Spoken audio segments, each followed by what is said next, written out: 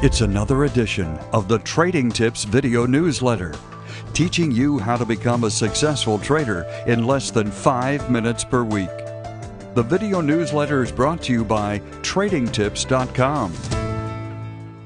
Welcome to this TradingTips.com video newsletter on the differences between a company and its stock, avoiding emotional attachment to your investment positions. This is the latest in our series of trading psychology episodes. Without further ado, let's begin. Let's start with an example. What is Wal-Mart? Well, it's a place you might shop, or you might choose to not shop. Either way, you probably have an opinion about Wal-Mart as a place you do or could do business. Secondly, it's a Fortune 500 company that most people would agree is exceptionally well run. It is one of the largest corporations in the world and has made countless innovations that have changed the way retail selling is done. And finally, it is a stock. The focus of this episode will be in demonstrating the differences between the three incarnations of Wal-Mart and other corporations. When buying or selling a stock, it is essential that you disassociate your decision-making from any personal relationship you may have with the stock's underlying company.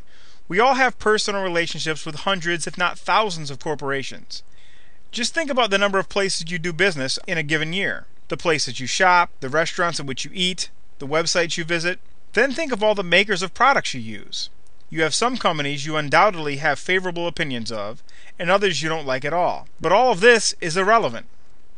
Take the case of Krispy Kreme. When Krispy Kreme burst on the scene, everyone loved their donuts. This led to a flurry of trading activity that pushed the stock's price from $11 to $40 in less than 2 years. Eventually, Krispy Kreme topped out at near $50 a share in mid-2003, but fell to less than $5 by the end of 2005. If people would have looked at Krispy Kreme's actual business operations, they wouldn't have been so quick to jump on the bandwagon. By business operations, I mean looking at the company as an actual business.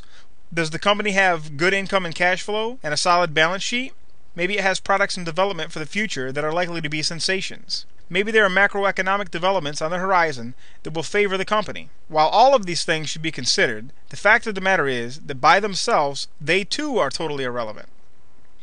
Take the example of Google. This is one of the best run and fastest growing companies on earth.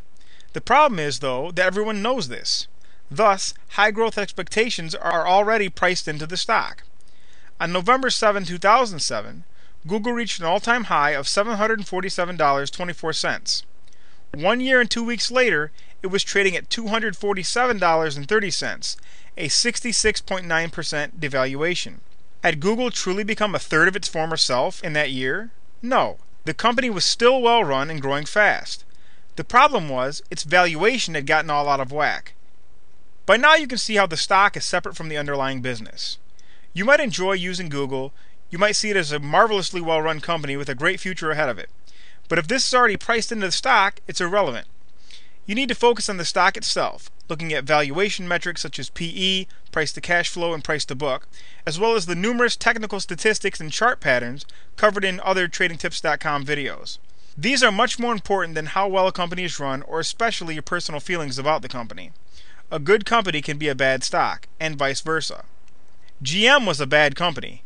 From 2005 to 2006, its stock price was cut in half from $34 to $17.